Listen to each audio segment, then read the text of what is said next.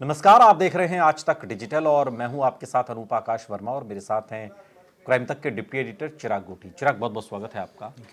नागरिकता संशोधन विधेयक इसे लागू कर दिया गया है, यानी कि अब भारत के बाहर जो पड़ोसी मुल्क हैं, पाकिस्तान, बांग्लादेश, अफगानिस्तान, यहाँ पर रहने वाले जो हिंदू हैं, सिख हैं, ईसाई हैं, जैन, पारसी, बौद्ध, ये सब मुसलमान नहीं, ये सभी लोग हिंदुस्तान में आ सकते हैं और यहाँ की नागरिकता ले सकते हैं। ये लोग हिंदुस्तान में हैं, ये नागरिकता ले सकते हैं। हाँ, जो 2014 के पहले आ गए हैं, 31 दिसंबर से पहले, और वो लोग ले सकते हैं। लेकिन चिराग, अभी मैं अरविंद केजरीवाल की प्रेस कॉन्फ्रेंस सुन रहा था। एक बड़ा वाजिब सवाल उन्होंने उठाया कि हमारे यहाँ तो मुल्क में पहले ही गरीबी का एक ठीक ठाक रेशो है, जो आलोचना का भी कारण बनता है सरकार के लिए, और सरकार उनमें दिन प्रतिदिन सुधार की बात भी कहती है। बावजूद इसके गरीबी का एक लेवल है, वो तो हम दूर कर नहीं पा रहे हैं। हमारे यहाँ बेरोजगारी का अपना एक आलम है, वहाँ तो हम रोजगार दे नहीं पा रहे हैं। जो स्थिति है, अपनी चीजों को सुधार ना पाने के बीच ये और एक नई आफत है क्या ये, जिसका इशारा कुछ राजनीतिक दल कर रहे हैं? आप भी क्या ये समझ पा रहे हैं? देखिए, सरकार सवाल तो बुनियादी है ना, सवाल में तो कोई बुनियादी है, हाँ, हाँ। ठीक है। लेकिन सवाल ये उठता है कि इसकी नौबत क्यों आई सीए की। देखिए, ऐसा है, क्या किसी देश को या किसी देश के प्रधानमंत्री को ये पता नहीं होना चाहिए कि उसके देश में कितनी पॉपुलेशन है और कितने रजिस्टर्ड नागरिक है? इसमें क्या गलत है? आप मुझे बताइए कि भाई 1 लाख पॉपुलेशन है, वो रजिस्टर्ड है। ये है जी 25,000 जो अनरजिस्टर्ड है। क्यों अनरजिस्टर्ड है? सर्टेन रीजन से। नागरिकता संशोधन कानून यही है कि भाई आपको नागरिकता दे रहे हैं हम, क्योंकि आप ऐसे मत रहिए। ऐसे रहने से हमें पता ही नहीं आप क्राइम कर रहे हैं, आप यहाँ पर देश का विकास कर रहे हैं, अपना विकास कर रहे हैं, आपकी क्या भूमिका है हमें समझ ही नहीं आ रहा है। आप आइए, एक नागरिकता लीजिए और अपना, हमारा वोट बैंक भी बनता है इससे सरकार का, प्लस आप आकर जो है अपना जो आपकी ड्यूटीज हैं एज ए सिटीजन वो कीजिए, और आपके जो राइट्स हैं यानी टैक्स देना वो भी अब दीजिए सरकार को।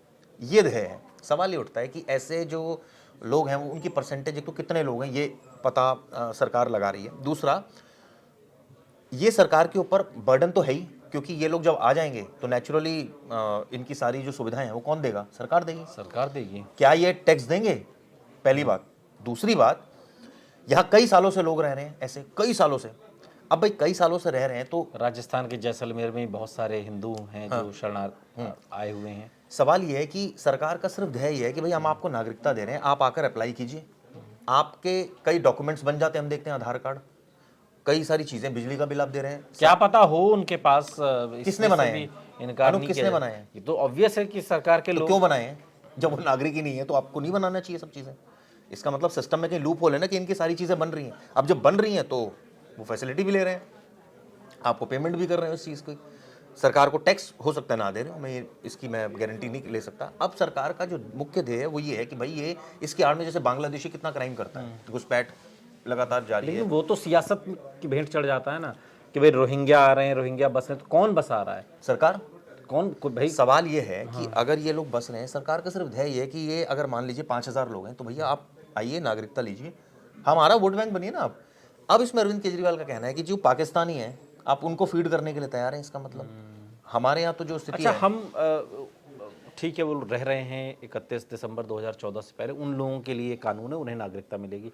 आगे भविष्य में इसे और बढ़ा दिया जाए कि नहीं, अब 2019 तक जो लोग रह रहे हैं या 24 तक तो ये एक अलग बात है। फिलहाल आज की तारीख में जब हम बात करें तो 31 दिसंबर 2014 तक जो लोग इन अलग अलग मुल्कों से, जिनमें पाकिस्तान है, बांग्लादेश है, अफगानिस्तान से, वहाँ से आकर हिंदू, सिख, ईसाई, पारसी, जैन, बौद्ध, इस धर्म के लोग आकर यहाँ पर बसें, उनके लिए सीए लागू होगा और उन्हें नागरिकता भारत की दी जाएगी।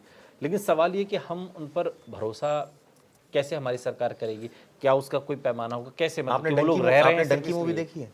नहीं, मैंने अभी नहीं। मैं बता देता हूँ, कोई भी शरणार्थी अगर किसी देश में जाता है वो क्यों जाता है? अपने यहाँ से परेशान होकर, या फिर उस स्थिति में जाता है कि यहाँ उसको फैसिलिटी नहीं मिल रही, जो भी है, वॉट एवर कंडीशंस। अब ये लोग यहाँ पर आए हुए हैं और ये कई सालों से रह रहे हैं। पहले तो अगर ये कई सालों से रह रहे हैं तो ये गलती किसकी है? सरकार की। इनको भगाना चाहिए था। वो नहीं कर पाए, अब वो रह रहे हैं। हमारी पॉपुलेशन तो खुद ही इतनी है, हम तो खुद ही दुनिया में नंबर 1 हुए जा रहे हैं। यस, सवाल ये है कि चलिए आपने उनको भी एक मानवीय आधार पर हम मानवीय कर आधार रहे हैं, पर, ठीक और है, मैं तो ये ओके। कहता हूं कि जो यहाँ रह रहे हैं ईमानदारी से, सारे लॉ अवॉइडिंग सिटीजन है, तो उनको आप दे भी दीजिए सिटीजनशिप। वो रह ही रहे हैं ऑलरेडी, वो बिजली पानी का इस्तेमाल कर रहे हैं, मूलभूत सुविधाओं का इस्तेमाल कर रहे हैं, तो उनको नागरिकता देने में क्या तकलीफ है? मतलब आप ये कह रहे हैं कि अब चूंकि वो लोग आ गए हैं, रह रहे हैं, उन्हें भगाया जा नहीं सकता, कोई ऐसा ऐसा ऐसा रीजन नहीं है ऐसा? समझे नहीं, भगाने को तो डिपोर्ट भी कर सकते हैं, इलीगली रह रहे हैं, लेकिन सवाल ही उठता है, अरे इलीगल तो सीमा हैदर भी रह रही है यहाँ। हाँ बिल्कुल सही कहा आपने, लेकिन सवाल ही उठता है ना कि अगर वो देश के लिए खतरा है तब उनको भगाएंगे ना आप, कि भाई आप हमारे देश में आकर यहाँ क्राइम मत कीजिए, आप यहाँ आकर यहाँ की तरक्की में आप वो सहायक बनिए, यहाँ आकर आप न्यूसेंस मत क्रिएट कीजिए। अगर ऐसे वो कर रहे हैं तो ठीक है, लेकिन सच्चाई ये भी है कि इसमें एक बहुत बड़ा धड़ा है जो क्राइम भी कर रहे हैं। बांग्लादेशी बहुत सारे ऐसे जो क्राइम में इन्वॉल्व रहते हैं, पाकिस्तानी शरणार्थी। क्राइम तो देखिए, क्राइम तो होगा ही ना, जब जहाँ पे अब 10,000 25,000 लोग हैं, अगर 50,000 लोग हैं तो क्राइम भी होगा ना। तो सरकार यही तो चाहती है ना कि भाई हमें पता तो हो कि ये Identify क्राइम कैसे कि करें? हमारे सिटीजन ने क्राइम की, किसने कर दिया क्राइम। बाद में जब पता लगता है, जांच होती है, तो उसका तो आधार कार्ड भी बना है, ये गलती किसकी है? जब वो सिटीजन ही नहीं है, कोई आदमी यहाँ आकर रह रहा है, 10 साल से रह रहा है, आपने उसका आधार कार्ड बना दिया, पता होने के बावजूद कि वो पाकिस्तानी है। क्यों? उसके लिए एक नियम कानून है ना। मेरा एक कजन है जो फिनलैंड में रह रहा है, अगर वहां उसका बच्चा हो जाता है तो वहां के लिए कानून है ना कि अगर बच्चा हो जाएगा तो सिटीजनशिप, वो वहां का नेशनल हो जाएगा बच्चा। तो ये तो एक सिटीजनशिप के लॉज हैं बहुत सारे। तो अगर यहाँ पे भी जो उनके बच्चे अगर पैदा हो रहे हैं तो नेचुरली पैदा तो भाई होंगे ही ना। जब तो अगर इस स्थिति में तो फिर वो एक उसको देखना चाहिए ना, नागरिकता के दायरे में वो आती है, चीज नहीं आती।